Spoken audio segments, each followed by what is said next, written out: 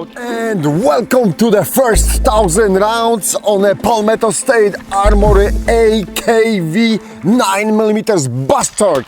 We're going to call it Bastard because this one is something special for sure, and it wasn't made from Saiga or the Mowat parents, so it has to be a Bastard, American Bastard. How's that for the Palmetto State Armory marketing slogan?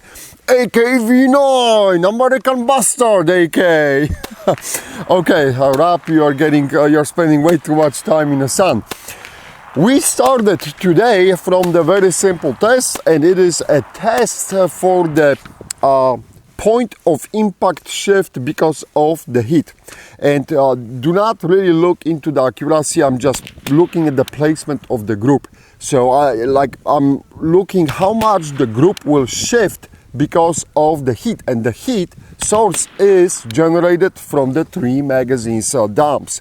So what happened was I shot the first group, changed the magazine, and boom, just right there, first malfunction. But that was the only malfunction in 1,000 rounds, and I honestly don't know what happened. I put it in the new magazine, I think it was on the first one or on the second one. Either way, it was the malfunction, but I did expand those rounds. So if you watch the footage, I put the rounds back and I shot them. I don't know what happened, why that happened. That happened on the Palmetto State Armory. For that test, we're using only Palmetto State Armory magazines. But as far as the results go, so you can see that more or less the group placement was close to each other, and really the heat from the barrel did not affect the point of impact shift, which is kind of cool to see. And I know this is not the squad designated marksman rifle or anything like this. It is a pistol, right, with the brace. So, but to be perfectly honest, guys, you can easily take it up to 100. I think I was shooting past 150, but for this episode I captured the footage from 100, past 100 yards, and you can keep nailing the target without any sweat. It's really no problem at all with this basic Cyclops setup. And that 9mm, of course, will hit it, even with that short barrel. So you can have some fun if you wanna push that round and see what is going to happen. So definitely the pistol can hit the small IPSC targets, very small, because this one is not the full size. This is mini IPSC targets from Steel Ops. Shameless plug for the Steel Ops. These guys are making awesome targets. But anyhow, that was the highlight of the day. Then of course we ran through the multiple dumps. It's the good thing about this, it really goes fast. There's absolutely no recoil on this little thing. Even kids can shoot it. I give it to my daughter, she was shooting, and no problem at all. She actually loves to shoot that thing.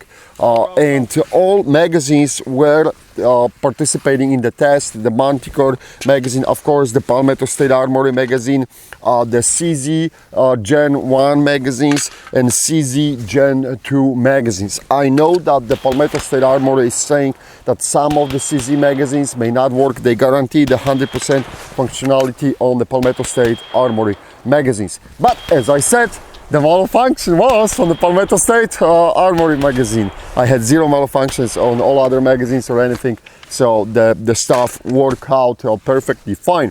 And that's pretty much it from the barrel test. Let me close the bolt and pop the hood. Also, as you can see, I did the shooting with the open hood, and kind of you can see the guts, how everything is cycling and functioning here. So this is how we are looking, and the recoil spring is rusted, guys, because in the opening episode, as you remember, we're dipping this pistol in the water, and I didn't clean, or it's not really rust, but it's that rusty cover, but I didn't clean it or lubricate, or I didn't do anything to it. So it is what it is. Palmetto State Armory, you are for some right here. Now this is the recoil spring. I do not see anything happening on the recoil spring. 2 Recoil buffers. Normally on the normal AKs, I am not the big fan of the recoil buffers. I understand why Palmetto State Armor is including these here on the blowback system. It works for them. We will see. This is going to be a good test to see how those recoil buffers are holding up in the long run. So far so good. I do not see anything happening on that recoil spring. And I'll pull out that bolt. As you can see, this is the whole bolt carrier with that blowback. This is the whole mess, and this is basically what the Palmetto State Armor did. It is different than the KP9 design from the Kalashnikov USA, which is closely matched linked, could be closely matched linked to the Russian Saiga 9 or Vityaz, not the rifles, pistols. Okay, so here on the back, nothing really. I do not see anything, and I will be shocked if you got so many buffers holding you in the back. The extractor claw is looking good.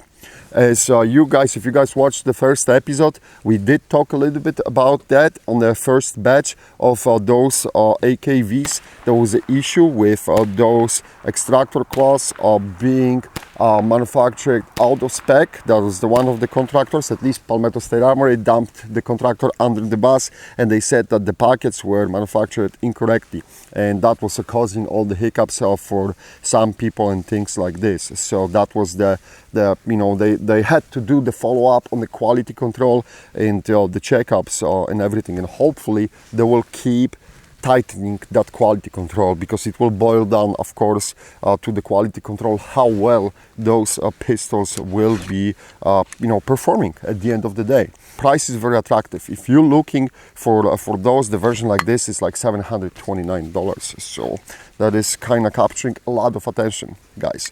All right, I do not see anything on this little sucker. All here is looking good. And we'll be learning, because this is a brand new design, so we'll be learning if we'll be noticing some things. And inside the receiver trigger, everything here is looking good, guys. The regular spring from the regular AK rivets are looking very decent. And the dust cover, of course, the upgraded system to hold it in place better. And this is actually on the Loctite. So if you guys are trying to remove it, there's no need to remove it. You can field strip it, as you can see, remove all the bolt carrier, and there will be no problem with it. But if you want to remove it, remember this is on the Loctite, and that's not going to be, you have to break that glue first. All right, everything here is looking good.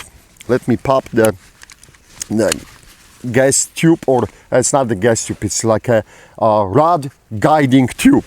We'll call it the rod guiding tube. Here's something for the Pirates Union, or nothing inside, with the exception of tons of junk and dust from the blowback system. That's the unfortunate consequences of the blowback system. And this is the regular Magpul handguard. This is the Magpul version, guys. So if you're getting it, it will have featured that Magpul handguard. Of course, you can put your regular AK handguard on it if you want to. So barrel here is looking good, and that muzzle brake is very effective. I do not have any complaints. And inside the gas block, we are looking great too. And rifle was zeroed close enough. I didn't have to shift that front post a lot. It is almost in the center, so that's nice to see, guys. Of course, this is the standard brace, which these are, why I keep saying rifle, it's not a rifle, it's a pistol. That pistol ships with. This is the setup you're getting. You like it or not. So overall, I think so that the first 1,000 rounds went really cool. Of course, this is a long way to go. We still got the 4,000 rounds to go. Maybe we'll do more. Maybe we'll even push it a little bit more, because I want to see how these are holding up really in the long run. We hear there are some problems with Saiga 9s in Russia and Vityaz, and some members were saying that those Russian ones are falling apart right around that 5,000 rounds mark. So we'll see if we'll see something similar here, and because that some people are saying, why is that happening? Well, you have to remember, guys, this that whole mess of this thing, that's much more mess versus the regular carrier on AK traveling back and forward. So this is a little bit different design, and you know, it's not that easy. We'll see. All right, enough with the bullshit talk part 2. That's it. We are moving past that episode. I do not have a 9mm no-go gauges, so I guess if something is screwed up here and this thing will blow up, you will see it right on the tape. Hopefully not. Hopefully not. Hopefully, you know, everything will end fine. But as I said, we have to stay tuned for the next episodes to see how this is going to end. Thanks for watching. Thanks for supporting AK Operator. See you.